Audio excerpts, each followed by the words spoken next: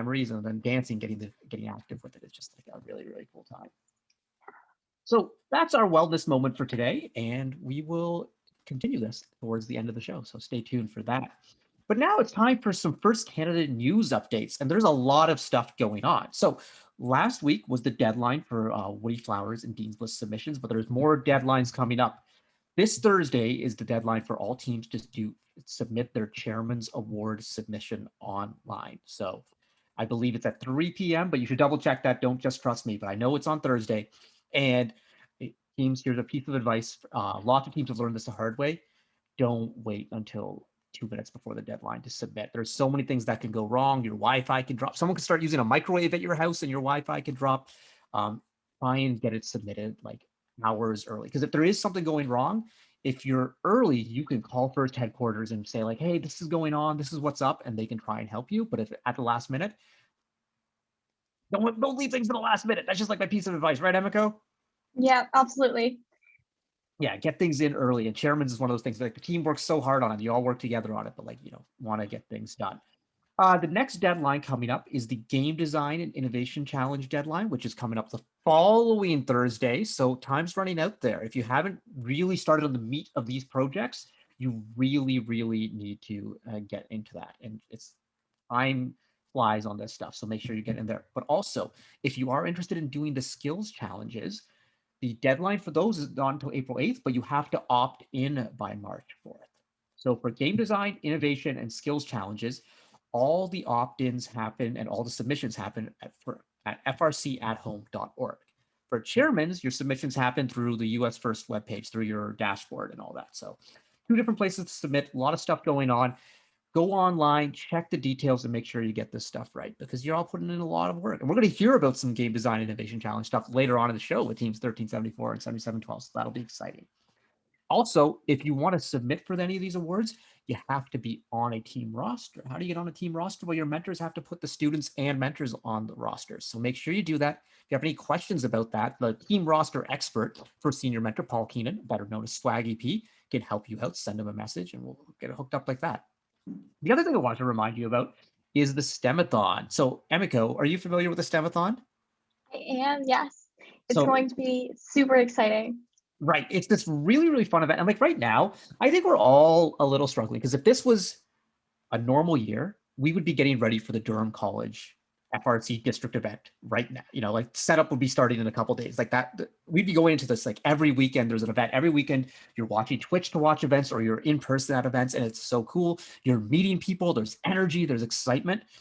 So this year it's like, oh, well, how am I going to replace that? And we know it's missing, but the Stem-A-Thon is one way where you can replace it, because you can sign up as an individual or as a team of 4 or 5. You sign up as an individual, we'll pair you with other individuals, and your team competes to solve a real world problem, but you only have 24 hours straight to work on it. So it's really, really intense. So it's combining like the last night of FRC build season with the excitement of the Saturday of FRC competition season, where you've got to come up with a solution, you've got to make it work, you've got to present to judges. All the while you're interacting with all the other teams in this one big Slack channel. But the really neat thing is you're not on your own. Every team gets assigned an industry mentor who are all first alumni from some from our community, some from the US.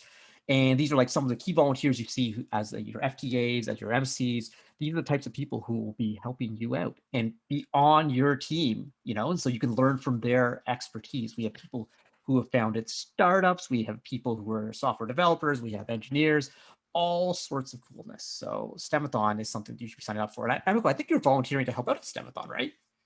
I am, yes. Last year, funnily enough, I did the dancing portion of the Stem-A-Thon. Right.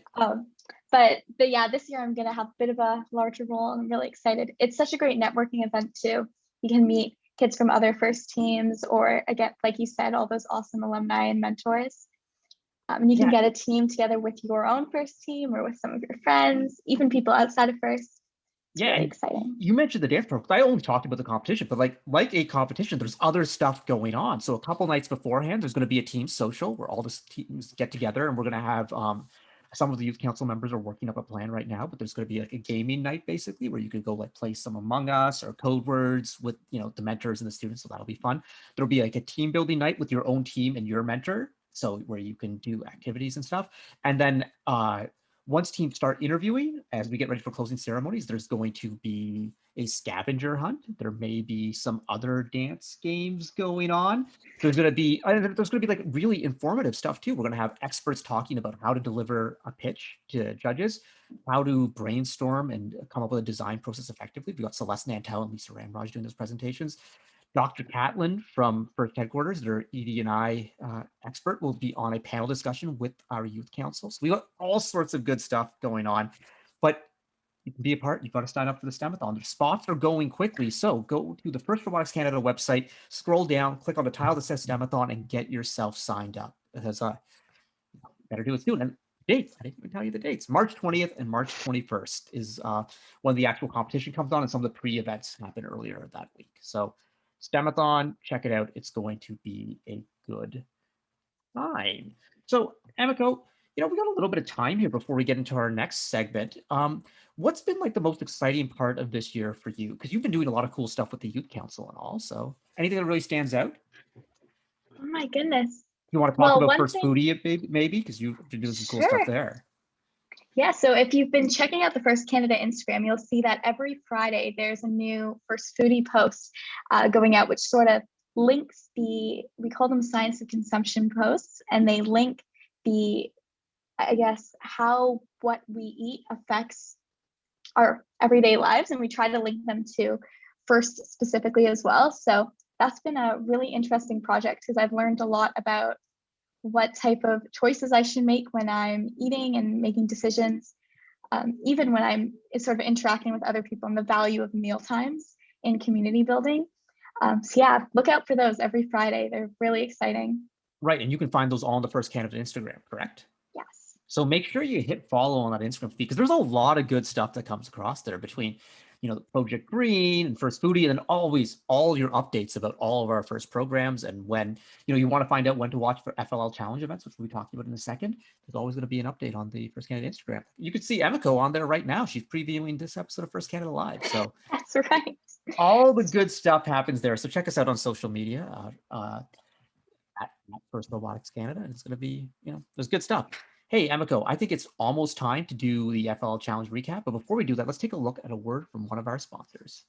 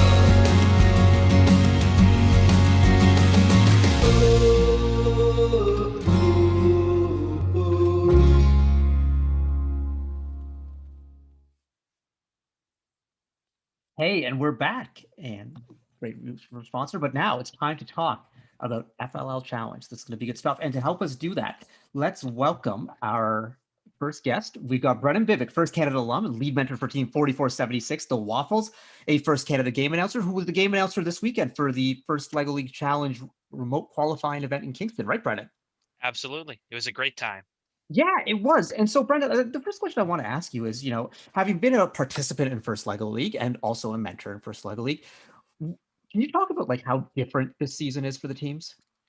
Yeah, it's a unique experience for sure. I think a lot of First LEGO League challenges, the collaboration, much like other programs, really coming together in the same meeting space has been a big difference, as most teams aren't able to do that. So there's a lot of long distance collaboration that teams are having to do.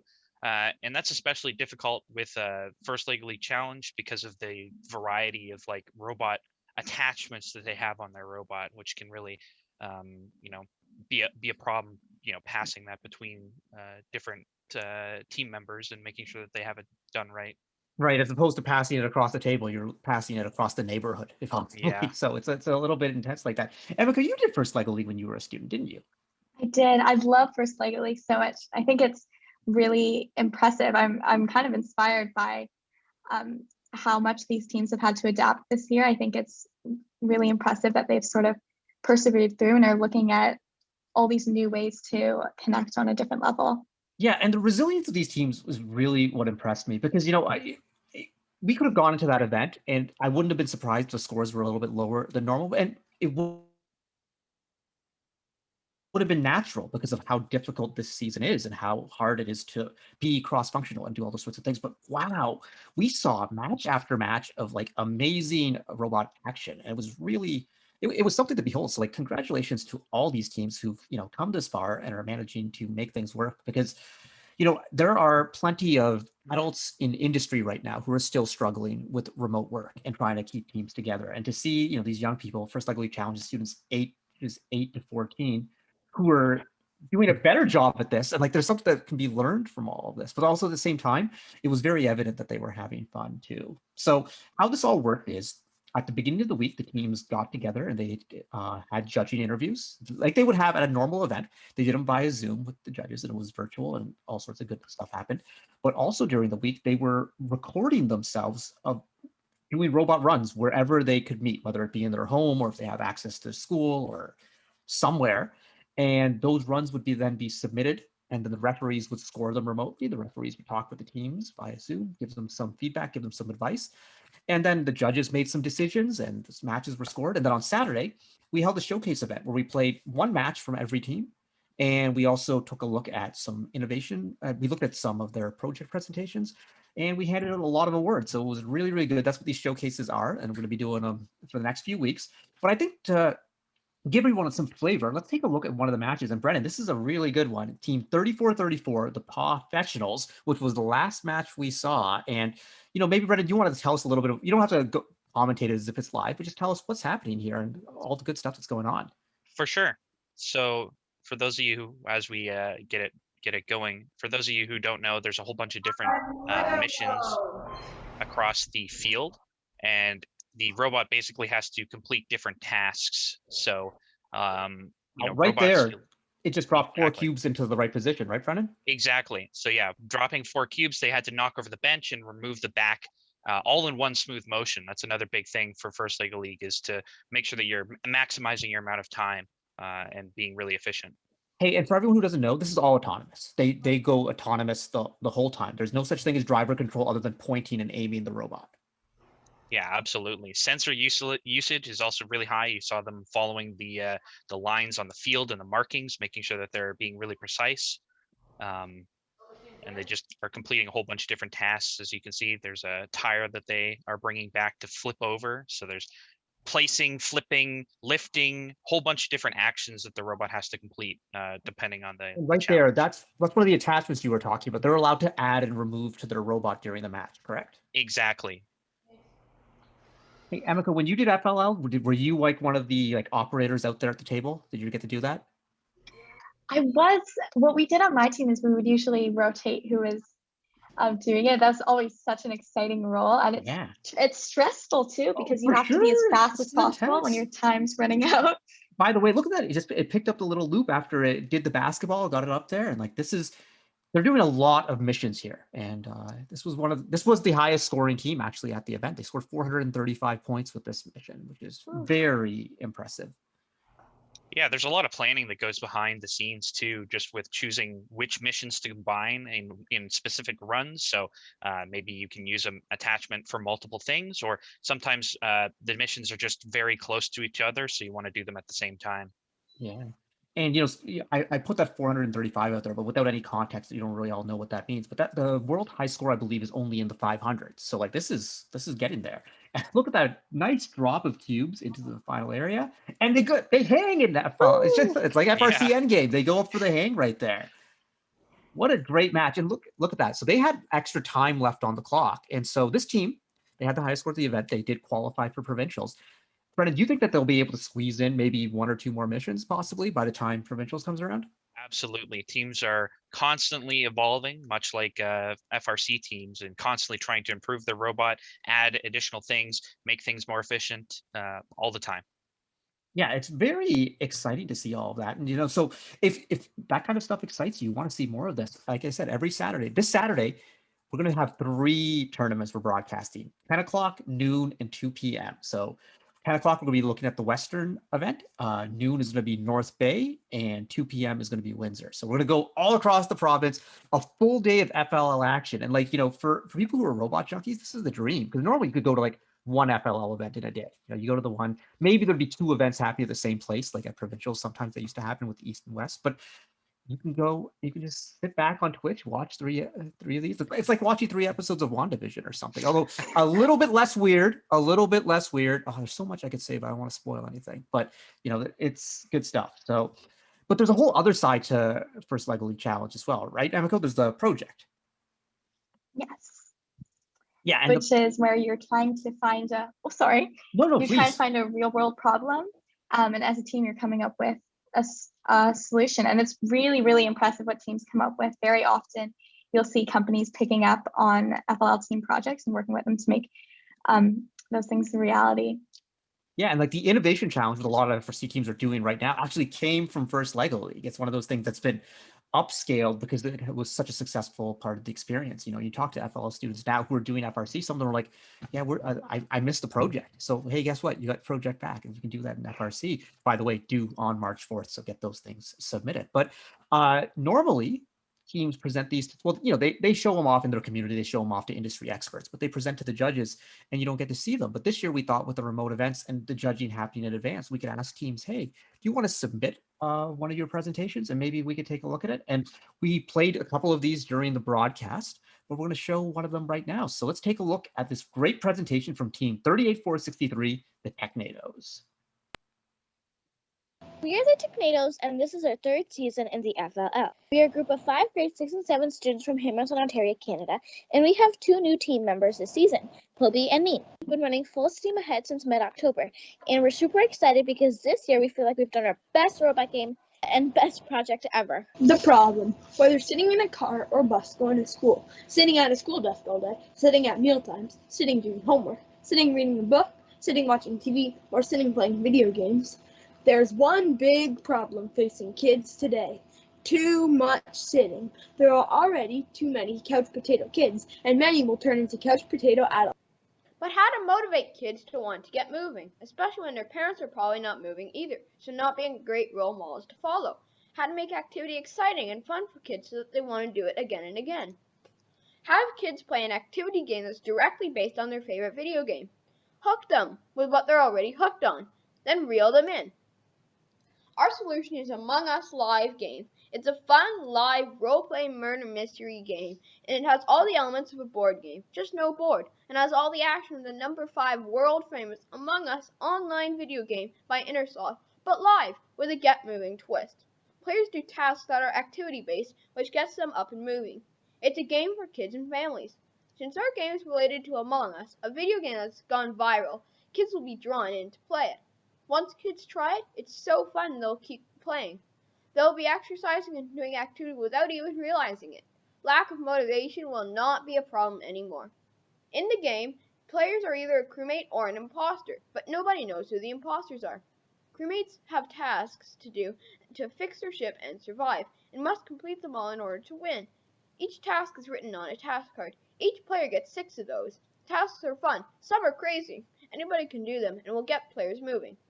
Imposters do fake tasks, and they try to do them to impersonate crewmates, while meanwhile stalking and trying to kill crewmates. Imposters win by killing enough crewmates until the imposters outnumber the crewmates. After we chose our solution concept, we had an analysis phase where we got into more detail about who would play our game and how it would be played, what items would be needed in order to play it, and how those items would look. The judges at the FLL practice event asked for a picture showing how our game was played, so we learned about event diagrams and flowcharts that could possibly show this. We came up with this event diagram that shows how to play our Among Us live game. We also determined what we needed to play our game, such as task cards, identity cards, and other cards, instructions and envelopes for players to carry all their cards in, and we designed the visual look for all these items. We've contacted Innersloth, the makers of the Among Us video game. We contacted the board game family for feedback on our game design. We contacted a marketing graphics designer, and later we contacted our prototyping team for feedback as they play. We learned what an explainer video is, and we came up with our own catchy phrase. After that, we had a prototype design and build phase where we all helped to design and create different parts of the game box and its contents. The phase was pretty straightforward since we'd done a good detailed job with our analysis. It was fun. We learned and used a lot of drawing video and document management apps. We all got to do lots of hands-on things. And here's our Among Us live game prototype reveal. We designed our game box ourselves, including its physical sizes and dimensions, its graphics on all faces, both inside and outside, its opening method of the actual container. We all love the Exploding Kittens game box with its magnetized flap opening, so ours is magnetized too. We have the age designation for our game, 7 years and up, on the front of the box, and our game strategy right up on the back. We also have task cards, and there's 60 of them. The task cards are activity-based to get you moving. Tasks have different difficulties, level 1, 2, and 3, and they're fun for all ages, not boring old exercises. There's also crewmate and imposter identity cards used to prove who you are during the game. And there's also I'm dead cards for each player to display if when killed. One call a meeting button card for any player to use to call meetings to vote on who's an imposter or to report a dead body, just like in the online version of Among Us. All cards are laminated to extend outside or inside play. There are detailed game instructions with all rules and guidelines. You can extend your game experience with these expansion packs. There's 10 multicolored game card envelopes for convenient carrying, and they easily fit into a standard pocket. This is our live video of us playing Among Us Live. We had a prototype testing phase where some of us played Among Us Live game with family and friends. It's been a blast. More than 100 games have been played already. At first, we only had handwritten task cards, but it was still amazing. Games can be short or last up to 2 hours. Players are not getting bored because they're returning over and over to play again. From screen to real scene. Dead in motion catching a live imposter. Would you like to see our prototype game box live?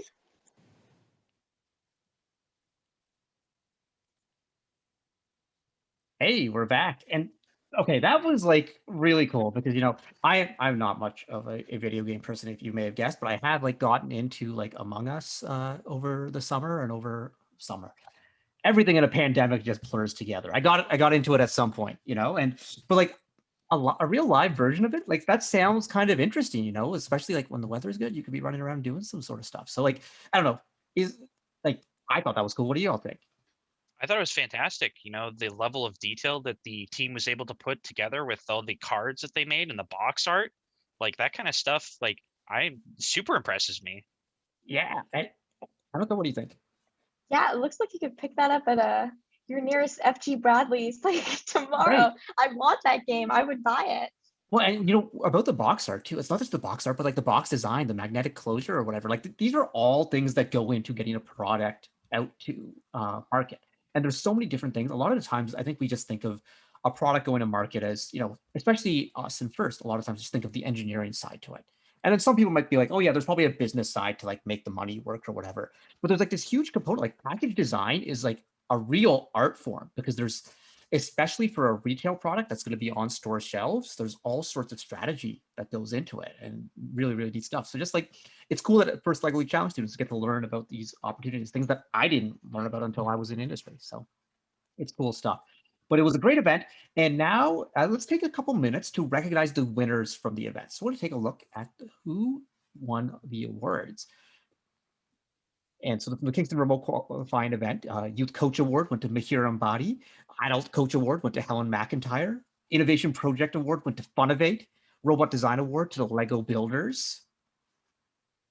Robot Performance Award, the Professionals, which is a great name, by the way, very professional. I'm a big fan of that. 435. So as we watch the events over the next couple of weekends, let's see if anyone can top 435. And then remember that number when we get to the provincial championship. The Core Values Award, which is a really huge part of First LEGO League Challenge because it's about the team who just kind of embodies the core values of the program and it displays them across everything they do, goes to team and Theoren. And the Champions Award, Brennan, correct me if I'm wrong, but the Champions Award is kind of like the combination of all the areas, right? Yep, that's correct. They have to be very strong in all three of the core parts of First League Elite Challenge. And those core parts again are robot performance, and then robot performance and robot interview, like the whole design piece, the project, and then your core values.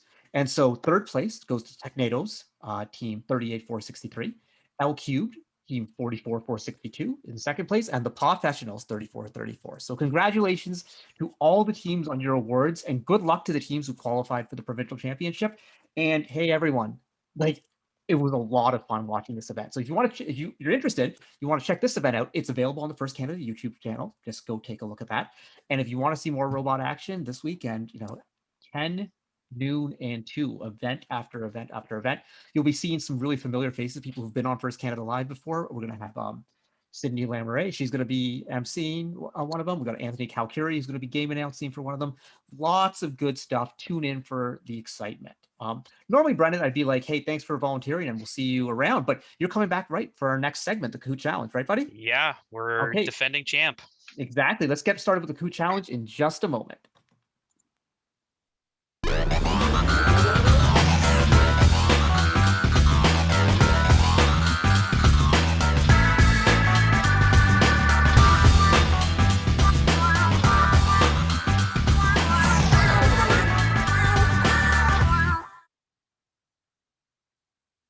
All right, it's time for the Kahoot Challenge. And introducing first, we got our challenger. She's a First Canada alum from Team 771 and a mentor for Team 4476, the Waffles. First Canada referee and a motorsports superstar. Can I say superstar? Is that like fair? Might be a little much, but might be a little much. Involved.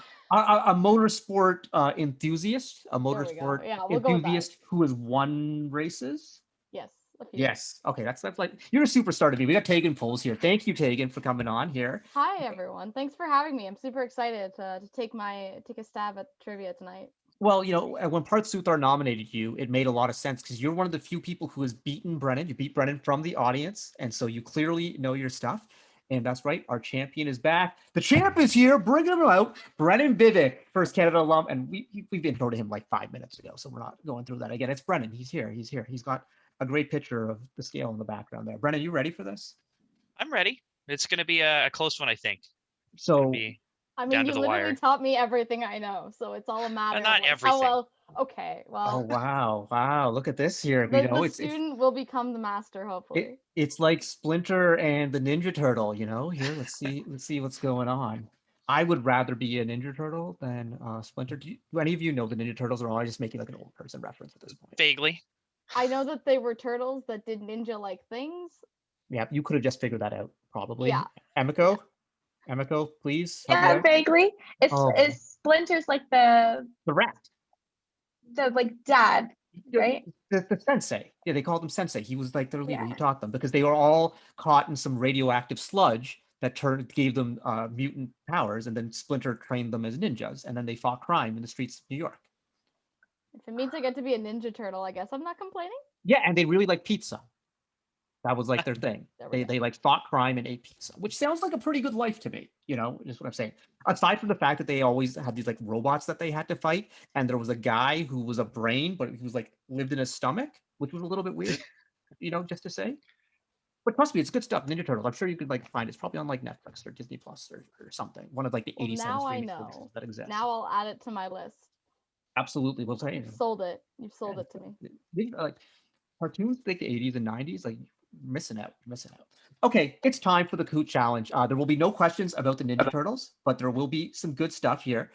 People can start signing in at kahoot.it. The code is on the screen, 196-1825. And we got prizes here too. It's not just Brennan and Tegan playing for this championship. Everyone in the audience can play along. First prize is going to get a First Canada fanny pack. Second prize, First Canada moleskin notebook. Third prize, First Canada toque. So lots of good stuff, lots of swag. Swaggy P is hooking you all up. The questions here, it's all first related trivia. It's I'll give you all a hint. It's pretty FRC heavy today. A little bit of chairman spice. Also talking a lot about the successes of Canadian teams outside of Canada. So we got interesting stuff going on here. So we'll wait for people to join on in. Emiko, are you gonna play along?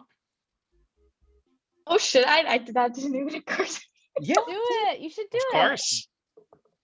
say my first trivia is not so great, but You literally alright. have nothing to lose. that Nothing to is lose. that is correct. I mean, like Brennan and Tegan have stuff to lose because we could definitely mock them. You know? There is definitely pride on the line. There's a lot of pride on the line. The good thing though is Tegan and Brennan, you can't do worse than Suthar did last time around True. because he got 0. So you know I can't do worse, I guess. Yeah. you cannot. So like that's okay or whatever. And you know it was a tough one. Let's get some more people playing. Where's everyone at? The Kahoot challenge here. Yeah, as Sarah says in chat, nothing to lose, swag to win. Join the game to play. Oh, that made someone go away. Wow. See how it is.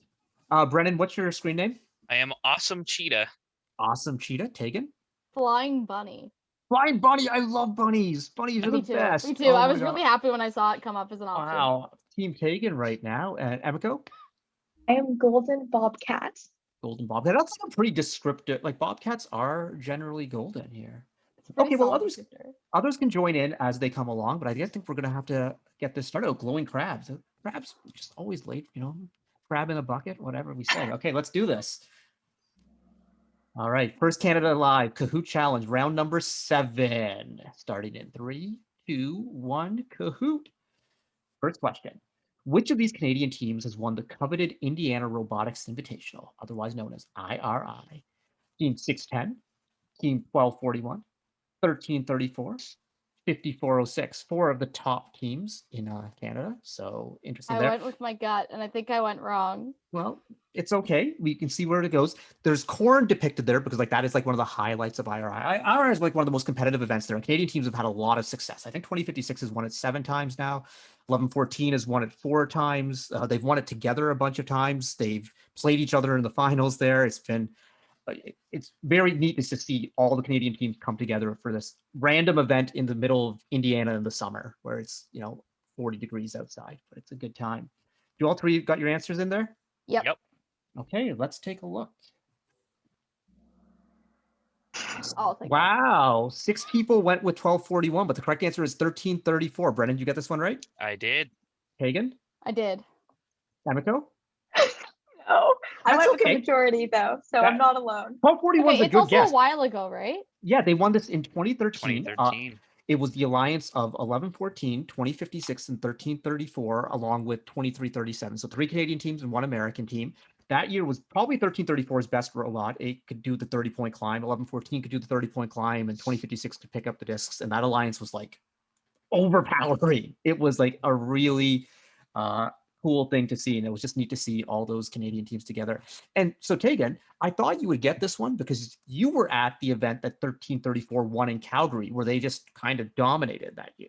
Yeah, they're one of the first robots I remember seeing as a student. So I went to, it was my second event like ever as a student going to Calgary, and they were just absolutely like wiping the floor with everyone.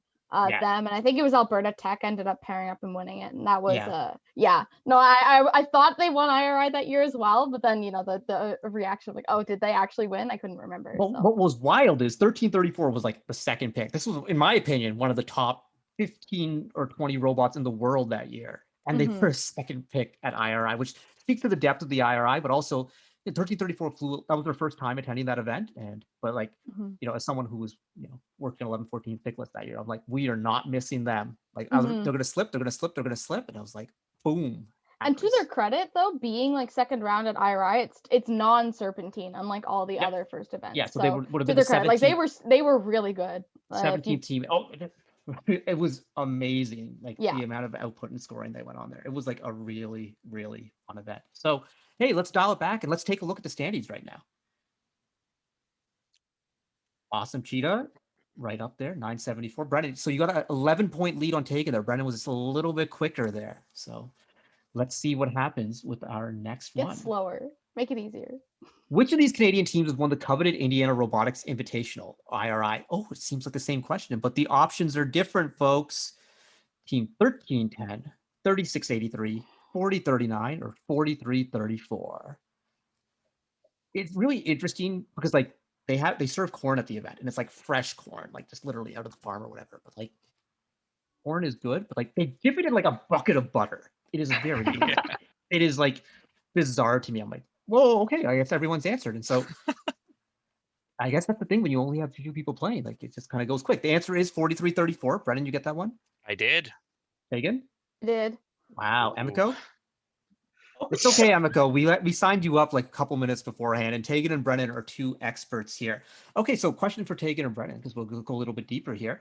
Which year did they win? 2012. 20, yeah. Okay. That's right. Do you know who they won with? OP? No, I don't. No, they did not think win with so. OP. They beat This OP was in the before I semi. was involved in first, to be fair. So it's all history for me. I I don't believe they even beat remember. OP in the semifinals. Yeah, I remember Was that. it like poofs or something? No. Maybe? It was 11-14 11-14, and 148? 11-14 okay. 28-26. Oh, yep. 28. I believe the 26? Who's other that? alliance. Wave Yeah.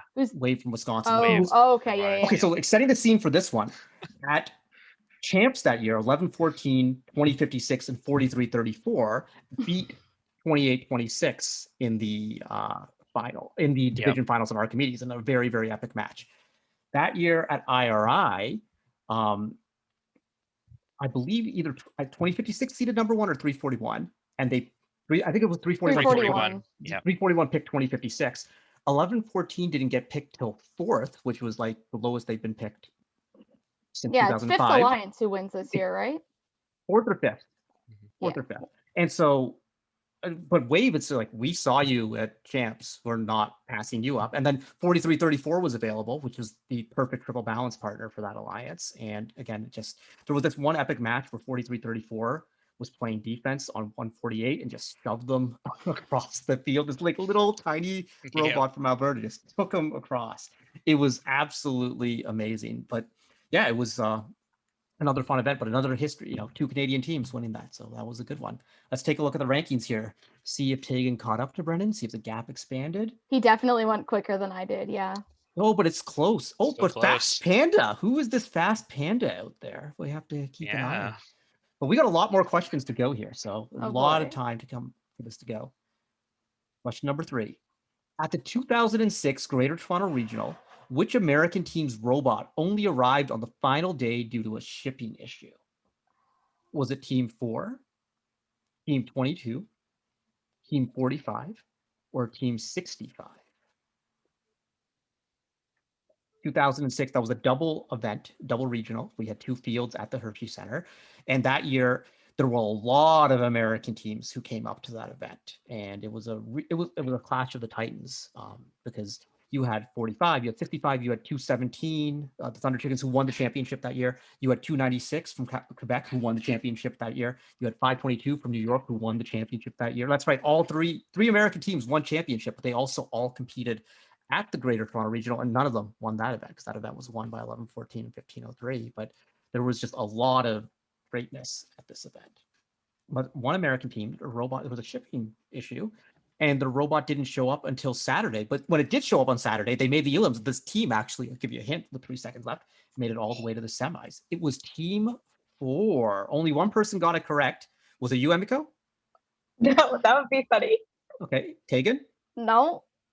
Brennan? Wasn't me either. Wow.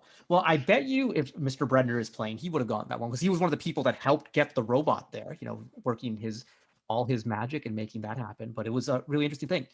The tricky part of that is Team 22 competed at the regional the year before, but Team 4 was the team that split off from Team 22. So they were the team all the way from California. And that issues. What did you guess, Brennan? I guess 45. No. And Tegan, what did you guess? Likewise. It was not 45. It did do well at that event though, so it was a good time. So let's take a look. Mr. Brenner says he's got it in Twitch chat. Yes, he did. Yeah. Yes, he did. All right, let's take a look at our standings here. Blue Bear. I'm guessing Blue Bear is Mr. Brenner. Probably. No, I figured Mr. Brenner would have gotten these IRI ones though. Interesting. Maybe joined in late. Maybe. Possibly, that's true. All right, let's take a look at the next question. This is exciting here. By the way, it's super close. Anyone can catch up. In 2020, which Ontario team had the highest winning margin ELO rating according to the Sykes database? winning margin ELO rating is taken into account by looking at who teams have played and who they beat and who they lost to, but while also factoring the score of the match. So 188, 1325, 2200, 3683. Wow, everyone's fast here. 3683 was the answer. Emiko? I got it right. Emiko, what was the team? You got it Nice. right. Nicely done, Tegan. Nope.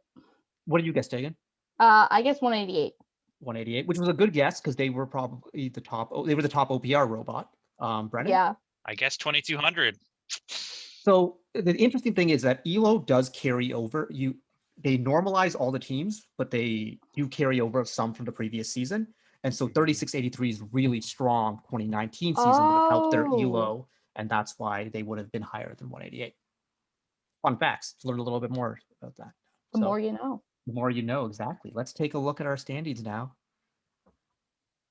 Oh, Fast Panda. I believe Fast Panda in chat is Curtis4678. Brennan Taker, is that a friend of yours? yeah. There you go. Yeah, we know him. Awesome. All right, good job, Fast Panda. Curtis4678 _. All right, let's move to the next question. Which Canadian team went undefeated at the 2012 Smoky Mountain Regional? Is it team 188, 610, 772, or 2056? I'll give you a hint. Their drivers still won't stop talking about this. I know him well. Oh shoot! Well then I shouldn't know. Their first few matches of their next event, and yeah. Uh-oh. Sounds like I got it wrong. Okay. Well, I know a lot of people well on those teams, so it could be anyone. That's true. It could be anyone. But by the way, that is an actual picture of the Smoky Mountains, so they're pretty scenic. I'd never seen them before, so I always thought it was a typo the way they smell smoky, but who knows? As we're waiting for the answers again. Okay, let's take a look at the answer. 772. Brennan, you got that one? Yep. Tegan? Yeah. Okay. Wow. Sure. I was like, who's most likely to go? That was kind of what I was wondering. Good logic. 772 used to always do 2 Canadian events and 1 American event. So there you go. Probability. Emiko, did you get it? No. I'm learning lots though. Lots so to be learned interesting. here. This is because like I had to go way back to try and make sure that these were tough enough for Brennan and Tegan. So all right, let's take a look at the standings now. Fast Panda still in the lead. Awesome Cheetah. So Tegan is still a little bit behind Brennan here. I need Brennan to get one wrong, basically, is what I need. Or just a little bit of speed of time. Here. Yeah. Yep. Yeah. Because some of these will make you think. Next question. True. Which team won the 2012 Queen City Regional? 771, 781, 1241, or 3683? And if you want another trivia question, what city is the Queen City Regional in? Am I allowed to look that one up? Sure. It's not London, England. I'll tell you that. Aw, dang. Cincinnati, Ohio, if you're all wondering. Wow, lots of people know this one. 781. Yeah. Did you get that one, Brennan? I did. Hagen? I did. Wow. So talented. You're Emiko? No. But you still got one, so you're doing okay. Yeah, You're on the board. Yeah, you're ahead of Suthar. So, okay, let's take a look at our standings now. Let's see. Fast Panda. Awesome Cheetah now into the lead. Flying Bunny, which is so Brennan in the lead, Tegan in second. Fast Panda coming up here. This is like some really exciting stuff. Okay, let's go on to our next question. Total change here. Which Ontario team has won the most district championship chairman's awards? Remember, this is an award that was started handing out in 2017, and there's 3 per year. So we're only talking about the district championship, not the district chairmans. It's just the district champion, the ones that qualify teams for worlds. Is it 1241, 1305, 4039, or 4525? Because like the chairman's award is due on Thursday. We need to give a little bit of recognition here. Definitely. That's true. Make sure you get your essays in, everyone. That's true. And Tegan had a really good point in chat earlier. It said, make sure you check the character count in the submission site, not just in Google Docs or Word. Different pieces of software can't handle the return character in different ways. Some handle it as 2 characters as opposed to 1. Yeah, we put ours in because one of my students and I were working on finishing up ours, and we put it in like 4 different websites, and each one gave us a different response. So, just check it. Everyone's doing pretty well. The majority got this Yeah. one correct too. 40-39. They've won it 3 times. Brennan, did you get that correct? I did. Hagen? I did. Oh Emiko? no. I said 1241. It's a good answer. They're up there. They're up there. They're a I'd- good chairman's team, definitely. I would say more, Good but I role might give model. away a hint for the next question. But let's take a look at our standings now. Awesome Cheetah. Oh, the lead got a Got little up a bit lot. smaller there. Yeah. I know my 52 chairman's points. teams. That's right. Okay. Well, this is one where you're all going to have to do a little bit of counting, I think. Or maybe you already know this one in your heads because you're that good. Let's take a look at our next question. How many Ontario teams have won the district championship chairman's award? 4, 6, 8, or 10. Remember, there's been, I'm going to help you all. There's been 3 chairman's awards per year since 2017, and that's 4 seasons. So there's been the opportunity for 12 teams to win, but some teams have won multiple times, as we saw from the previous question. So let's do some counting and figure out where we're at.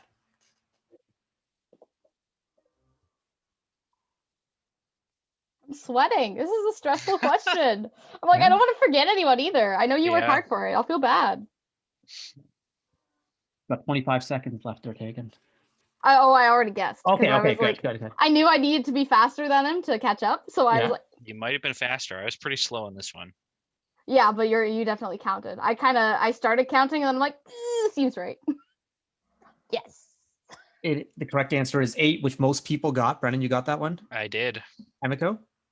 Yeah. All right, Yeah. Let's Tegan. go. Tegan, you want to try and name the 8 teams? Okay. There is 1325, 4525, Yep. 5672, 772, 1305, 4476, 4039, and I'm missing one. 1241. 1241. Yeah. Correct. Those are the 8 teams right there. Nicely done, Tegan. Nice assist there at the end, Brennan. So let's take a look at our standings. Let's see. Oh, Flying Bunny has taken the lead. comes down Oh, to the boy. last one. Comes down to the last Of question. course Will it we comes have down a to the last new one. Kahoot champion? Oh gosh. The Okay. puzzle. Get your sliding fingers ready. Double points, people. Rank the following teams from most to least blue banners. 49-14, 56-72, 46-78, 21-85. 24 possibilities, so maybe someone could luck into it. I went quick. Brennan went quick there. I will say this one's probably the most challenging of these we put together. It's very close between the 4 teams. And Yeah, the it 4 is teams that close. people don't usually think about on these ones. So Oh boy. I think. Oh, okay. We'll see. yeah, this is an interesting one. 2185 is a team that hasn't played in a while from Etobicoke Collegiate. So Yep. that's going to play into some people's thinking, but maybe they'll come back soon because, you can never get away from First forever. You know what I mean? It's true. It always finds you. Hagen, didn't you leave First for a I bit? did. Because how many years were you out when you were in high school? So I was out for 2 years. So after grade 10, I moved schools, and the school I was at didn't have a first team, and I tried to get one off the ground, but I couldn't. And I didn't plan on mentoring, but I planned on volunteering. I volunteered at the 2016 Kingston FLL event, and then Waffles hooked me in from there, and it got me back into it. There you go. And 5 years later, look at you now. You're running First Here I Lego League am, Discover yeah. camps No, on no the show. idea I would get here. Definitely. You're doing strategy. You're going to be on First Canada Live in a couple weeks. Story time. I got that email, by the way. Thanks for that, Hagen. So I that'll be wasn't. exciting. I wasn't sure. I had to make sure that I didn't have FLL that week, but No, we're all good. So I am appreciate here. that. You will not be able to get rid of me. Yeah, and you're going to be helping out the Stem-A-Thon. We're going to talk Stem-A-Thon in just a little bit, actually, because I think we got a little bit of time before our next segment here. But let's find out. Time's running down. Let's let it go down to all the way to see if we've got an answer. Okay, 30% of the people got it right. 5672 was 4 blue banners, 4678 with 3 blue banners, 2185 with 2 blue banners, 4914 with 1 blue banner. Hagen, did you get it? Which one did you miss? I missed. I don't know how to check what I did. I got I put 4678 first, and then I think I put First Nations. Then I did 4914, then 2185. Never heard of 2185 in my life. Well, so 2185 won 2 events in 2009. Old. Yeah. They were the second pick of 2056 at both Waterloo and in Toronto. Brennan, did you get this, by the way? I did. Wow. Oh, wow. Damn the it. champ, Okay. The champ. The champ. Fair play. 5672 had one of the most successful banner seasons in Canadian history. They won 4 banners in the 2019 season. Yeah, they won 3 chairman's banners, which is like, things that didn't used to be possible. They won a district championship chairman's, and then finalists at the world championship. And they also won the Waterloo Waterloo district event with 2056 and 1241 or 2056 and Dave. It was Dave, I think. Pretty sure. All those teams mismatched and intermixed. Maybe all I'm wrong. season Yeah, long. I don't know. I think it was Dave. No. That sounds familiar. I think it was with Dave, because that was like, oh no, 2056 broke up with Theory because they've been playing together over and over again for a few years. Mm-hmm. Yeah. Emily says it was Dave. Emily, our youth council producer, who's also on 2056. She would know that, right? Yeah, that's fair. But then 1241 then beat 2056 in the finals of provincials. So like it all came around. Emiko, did you get this one, Emiko? I was actually so close, but I completely guessed it. I switched 4678 and 4914. Very. Okay, so let's take a look at our standings. We know, well, maybe Fast Panda could have caught Tegan. Let's not forget about that. True. Because it's a time-based one. So let's see. In third place, Fast Panda. Second place, Flying Bunny. Take it. Yeah, that's right. And Brennan, the champion. Yeah. 7 out of 9. Awesome Cheetah. Well done. This was a hard one. Tough so one. hey, everyone out there, if you're in the top 3 or maybe even just outside the top 3, take a screenshot, send it to communications@firstroboticscanada.org to claim your prize, because some people haven't been claiming their prizes, which is cool. If you don't want to claim your prize, that's cool. But so if you're outside the top 8, Emika, what position were you in? You know what? I feel like I was. I might have been 9th. 9th is not bad. 9th's not I was bad. close to last. Top 10. But Got to think of the positives here. Got to think of the positives here. top 10 out of 10. All right. So we got a couple minutes here. And so Tegan, I wanted to talk to you a little bit about the Stem-A-Thon, because you're signing up to be a mentor. It's the first time doing it. Why are you excited about the Stem-A-Thon? Well, I think it's a really good thing, just because it's another creative way to get people, involved in STEM. If you're in first, it's a good way, especially as a newer student, to get like introduced to kind of other people. I think that's one of the most valuable parts of first, is the connections you make along the way. So I'm really excited to like help foster that, and the competitive spirit. Always gonna be a lot of fun. I've never actually gone to a Stem-A-Thon before too, so it'll be my first time learning all sorts of new things and having a good time in that regard. Yeah, it was honestly probably my favorite part of last year. There's just like so much goodness and energy, and you got to see all these creative ideas and like the interaction with your mentors and students, and just like the joking around that happens at competition. We're just like, there's like 3 teams who are just like, they're standing outside of someone's pit and they're just chatting and they're talking about stuff and just that sharing and all that stuff. So it's really, really good. Hey, question from Curtis 4678 in chat. What is the email address that we send our results to? It's communications@firstroboticscanada.org. Communications@firstroboticscanada.org. Thanks for dropping it into chat there, Tegan. Thanks for dropping it into chat, Annika. Hey, everyone. This was a awesome Kahoot challenge. Brennan, I think we're doing one of these in a few weeks from now, so you're back in as a champion. But Tegan, would you like to nominate a challenger for Brennan? Yes, and so seeing Curtis in the chat, I actually asked him beforehand too if he would be okay being the next challenger. So Curtis, alum of 4678, has said he'll come on in 2 weeks to face off against Brennan. Tegan, can you do me a favor? Send me an email with Curtis's email, and then we'll get them all set up for the show. I think we're going to do 2 or 3 weeks. Speaking of which, Curtis, send me your email. And then we'll be good to go. There we go.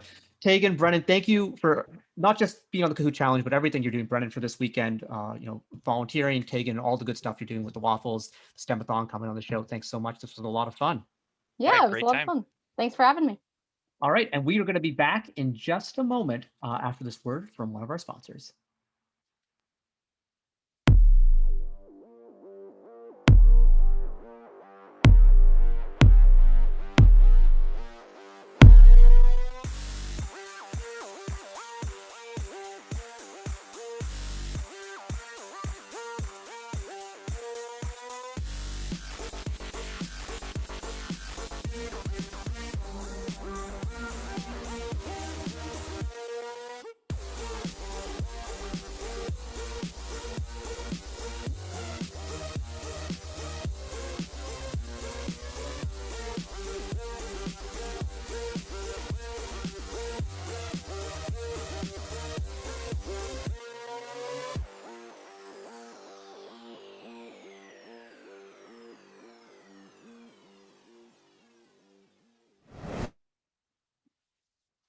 All right, we are back. Hey, Emika, watching that video right there, is that the kind of dancing you're gonna do? Do you floss? Are you like a flosser? Thinking about that, I would not consider myself a flosser, but I am able to floss. Yeah, I'm not a flosser. Like, you know, I'm like more old school, and Annika in the chat, she'll understand this one, but like the running man, you know, or threading the needle. You know, thread the needle? You basically like you take one leg and you hold it up like there's like a hole, and now there's a hole, and you got to jump through that hole to thread the needle, which is a tough one. I don't think I could do it anymore. But I used to That's be. impressive. Yeah, thread the needle, you know, or picking the apples, signal the plane, parachute. You know, we got all the goodness stuff. Good stuff will be coming later. Hey, speaking of good stuff, we have a FRC Showcase. And if we're going to do an FRC Showcase, why not bring out one of our first senior mentors? But we have the legendary Paul Keenan, better known as Swaggy P, who's a teacher for 31 years in the Toronto area, started out as an elementary French teacher, and for the last 25 years was a high school computer science teacher. He mentored team FRC Team 4001 at St. Robert's Collegiate in Thornhill, and now retired from teaching as the first senior mentor, supporting all the teams, the programs, the swag, doing all the good stuff. What up, Swaggy P? How's it going? Hi, Karthik and Emiko. That's quite an intro there. Hey, I don't know who writes this stuff. I think you did. I thought you submitted that. I didn't submit anything. Oh, well, then I'm going to I say was that. voluntold I was going to be on today. I think that producer Sarah Sills, your favorite coworker, probably wrote that bio up there. If I had written it, it would have been much more interesting. I think we just would have been talking about Swaggy and all the good stuff. But Paul, all jokes aside, it's been a pretty interesting FRC season so far. There's a lot of good stuff happening. What are you seeing out there in the community right now? Well, there's a lot of enthusiasm, that's for sure. One of the things that we've been working on a lot amongst the FSMs is contacting teams about class packs, and we've been doing some sessions of FTC Sim, which is a program that was created to teach students how to code. So a lot of schools have been interested in that. We've been doing drop-ins for new students on Thursday. So yeah, it's been a lot busier than people might have thought, except no traveling, very little traveling. That's a win right there. That's good for our carbon footprints as well. That's good. Yep, so with sure. the FTC Sim stuff, Paul, I know you're really involved in it. Have you seen, like, with the students you've worked on, have you been able to see like students who just like aren't experienced with programming be able to pick it up quickly? Yeah, it was designed like that. So when you mentioned I was teaching computer science for 25 years, one of the big things that happened over the last 2 years I taught was the start of what was known as blocks coding, which was done to bring students in without the obstacle of having to remember how to spell ELSIF, where there's an E or two words or one word. All the languages are different. So this put your semicolon in the right spot, or your entire yeah, thing exactly, just blows up. exactly. Yeah. So that's a big difference, and people are picking up very quickly. We're working with some classes right now, doing an intro, and by the end of well, I guess before the April break, we'll have been in classes and worked with 460 some odd students. Wow.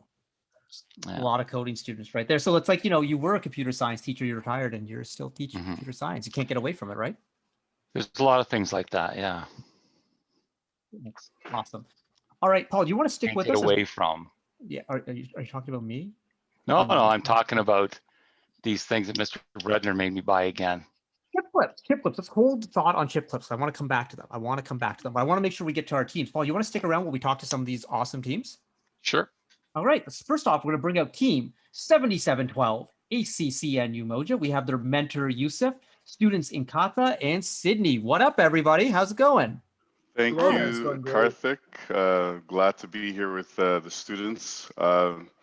I know you for a while, so I'm actually like happy to be on your show. Well, I'm glad you can be here, because I remember Yusuf, used to just come by my office all the time and just like be like, "Hey, what's up?" Yeah, I used to buy a lot of robotic parts from you. That's right, and like we're like Scarborough boys, so this is So I mean, now I'm with ACCN Umoja Robotics, and Umoja Robotics, basically we're kind of focused on more focused on Black students getting, because right now, as we look at the environment of STEM, science, technology, engineering, math, Black students are not highly represented. So that was sort of my take and actually coming from the school system, actually being part of this community system, community team. Okay, Right. so And doing things with the community team gives you the opportunity to reach out directly to, students and give them yeah, a safe learning space. exactly. Yeah. So ACCN is actually the higher umbrella, and Right. and Umoja Robotics is part of it, right? So basically, that's their mandate. So we've been doing this for, I believe, since 2017. They've been doing this, having a robotics team, and we're basically the first only all-black robotics team in Canada. Which is amazing. The team's done really well over the years. And Paul, you've been helping this team out for a couple of years too. Like you were all the beginning, right? Right, Spidey? Yeah, so technically I helped when Cheryl Lewis was starting it, who's she's a big part of the umbrella group. She's one of she's a lead mentor on the team, and I get frequent phone calls when some of the stuff coming down from First Headquarters is overwhelming. She'll ask me to help out a little bit here and there, and so I'm happy to do it. It's a great organization. In a story that ties everything together, when I first met Cheryl, I had one of Paul's bandanas, which is part of the First Canada swag, and Cheryl has a video of me trying to wear the bandana as a skirt. Just want to, yeah, she took that video and it's like, okay, well, you don't have to videotape me being a moron, but you can do that too. So things happen. So our team is Umoja Robotics. So Umoja stands for Unity in Swahili. So that's where that name comes from. Very, very nice. And Inkatha, I believe you have the hoodie on. You want to show us yes, I do. Logo? So this is our team's hoodie with our team's logo on it. So this was actually made from kente cloth, which is usually like a traditional African cloth. And I don't know if I can show you the back. Let me see. Can you see that? Not yet. Oh, there we go. We can see, sort of there. Stand up a little bit. Stand up a Let little me bit. see. There Can you we see go. that? Yeah, now we can There. see the 7712. So on the back, it has our team. It's backwards, but it has our team's number on the back of the cloth. And on the side, it has ACCN, also in kente cloth. Looks very, very cool. And Sydney, how's it going for you? You're at boarding school right now. You're up at St. Andrews College. But how's the season been going? You having a good time? Oh yeah, definitely. This season's been going very well, especially with this new challenge. Like it's let a lot of us become like extremely creative, and like we all get to hear these like amazing different kinds of thoughts and like all these different diverse ways of thinking because everyone's different in so many ways. So personally, for me, I've really enjoyed it, and I've really enjoyed being able to share this experience with a lot of other people who wouldn't be able to get this opportunity should something like this not exist. Yeah, and the game design challenge as one of the options of the team, because I know what your team's been working on, is like something I'm really passionate about because I used to design games for a living, and it's really, really neat. So like, you said there's a lot of creative processes to it and a lot of things, but like, what's been your favorite part of it so far, Sydney? Well, I'm mainly in charge of the video design portion, which is pretty much like that shows the trailer for everybody so that they know what the goals are, what they need to do. And so I feel like my favorite part really has just been thinking of ways to like show it to other people, thinking of it like in like the best way to show it to the people. Like personally for me, putting myself in the mindset of other people's is very interesting for me. I like a lot of things related to psychology, and doing that, creating a video so that other people understand is part of that. So right, for me, and you said one word that got me excited there, because a lot of people are thinking of it as like an instructional video, but you said the trailer. So you like envisioning like a movie kind of trailer for this game? Well, yeah, because when they always show these other like different kinds of trailers, like for example, the 2018 one with all the rocket ships and stuff, that looked super cool. And like when you would see all these robots just moving around doing things, you're like, whoa, I want to do that too. And so I thought that that'd be a cool thing if I were to make something like that as well. And so that's why it became my favorite thing. That is, and like, on an FRC team, there's so many different things you can be involved in. With the game design challenge, there's so many different slices. If you are into strategy, there's that for you. If you're into math, there's numerical analysis. If you're into, visualizing types of robots on that mechanical side, there's like anything under the sky for you, like the directorial side, the video aspect, the psychology of it. That's really, really neat. So Inkatha, same question for you. What's been your favorite part of the game design challenge? Just relating it to last year, like last year there was also a sense of like unity. This year it was not too much different. The only major difference is that we were online, and as Mr. Odebi said, our team name means Umoja in Swahili, which for people who don't know is a language that is mostly spoken in like East African countries such as Kenya and Tanzania. So I kind of like, I like meeting with people on the weekends and just, as Sydney said, hearing all these types of ideas. I've heard some really creative ideas, and when I hear it, I'm like, whoa, I would never think of that. So yeah, I just like working with my teammates. That's been my favorite part so far. That's I mean, that's part of the whole first experience, right, Emiko? Like, it's like the people you meet along the way. Like, building robots is awesome, and you know, doing these award stuff, but it's like, you know, the people and the bonds you make, right? Absolutely. Even listening to this is like, I find it so interesting, just like you're saying, all those different perspectives, right? And I love hearing, especially that I don't think it occurred to me how important that first sort of trailer video is to get people excited about the season, and really to even just understanding the game. That video is so crucial. Yeah. Don't know, just reading the manual, it's difficult to sort of get it. Oh yeah, it's the hook, you know, it's the hook It's that like gets you in. it's like, for example, Avengers Endgame. Would you rather read the script for it or watch the trailer for it? Which one's gonna get you more excited? I will tell you a story for not Avengers Endgame, but for Infinity War. The trailer dropped during the Ryerson District event. And so I'm like emceeing. I get the message on my phone, the trailer's dropped. It's like, I gotta watch this, but like, I need to be alone to watch it because I get so emotional about the MCU. Exactly. So I walked off. I saw that, Karth. I saw you when you got emotional. I saw you. I know. I was there. So I walked off and went into a stairwell to watch it. I watched the video. I was like, oh my goodness. I'm just like, I'm losing my mind at the scene when they're all running through Wakanda. Then I'm like, okay, I got to go back. I got to go like MC this event. But then I realized I locked myself in the stairwell. Like, I'm all by myself in the stairwell. I'm just like, oh no, what am I supposed to do? So I had to walk outside Maple Leaf Gardens all the way around. And everyone was like, where were you? I was like, it's a long story. You're not even going to believe it. Like, I'm going to blame Thanos. Okay. And so that's my Avengers Endgame story. Anyways, I'm just kind of like distracting from the real purpose, which is to talk to you. But so you work on the game design challenge, and I know it's not due for like a week and a half. I mean, it's next week actually. Okay, yeah, that's like a week and 2 days. A week and 2 days. But like, I'm wondering, can you tell me anything about your game? I know, like, if you want to keep it like secret, that's cool. But you want to give me like a game hint, you know, maybe just something. Karthik, please. No? We're not going there. We're not going there. Okay. Does First Ever give us anything when they do their game? True. They don't give us anything. They give us chip clips. Okay, well, we're here. That's all. That's the most you get. Okay, we're here. Okay, that's fair. That's fair. Okay, how about this? That's the most. Can you tell me something that you've rejected that was a cool idea but didn't make it into the game? Rejected? Yeah, like, as in like an idea that we scrapped. Yeah. I don't know. I'm sure you have lots. What do you guys think? What do you guys think? Just what do you guys think? I remember we had like a zombie apocalypse kind of idea where you could gain points for hitting like zombies in different areas, like the head, the torso, and the legs. That was mainly inspired off of the game Plants vs. Zombies. And I think there was another one related to like I don't remember what it was, but it was like some random technology one. But the one that I most remember that we scrapped was the apocalypse one, because I came up with that. And they were just like, no apocalypse, where it's like, this is not an apocalypse game.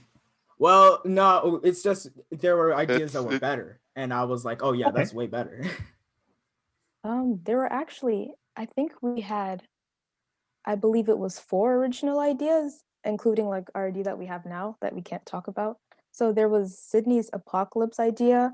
There was like a post office kind of theme, which actually Mr. Keenan helped us with that one. That was mine. So I'm going to give credit Apocalypse where it's due. or post office? No, this is completely different. No, I'm just saying, like, the different options you have. I'm just saying. Yeah, it was a good idea. Yeah. Nobody liked it. Hey, it was a good idea. We just decided to scrap it. All right. So AC. No hard feelings, Mr. Keenan. And I'm then I believe bigger than that. I believe the fourth one was like an ancient Egypt kind of theme, and then we attempted to like combine the themes together, and it ended up not working out. Like, we added some elements, we scrapped out some elements. I have tons of notes on my laptop just recording everything that was written. It might have taken up half of my storage by now. All right. Well, yeah. I got a question for you, because we are running down on the end of time here, but you've been super engaging, and I really do want to hear your game concept. So Yusuf and Katha, Sydney, maybe in April, do you want to come back on the show and tell us about your game idea? Yeah, that's after it's been judged and everything, we can set that up. Yeah, definitely. For everyone, for everyone out there, we're inviting teams on in the month of April for 15-minute slots where you can talk about your game design, your innovation challenge, or your infinite recharge at home with the skills competition. So that would the be form is awesome. out there. The email, it's been sent out of the email blast to sign up for this.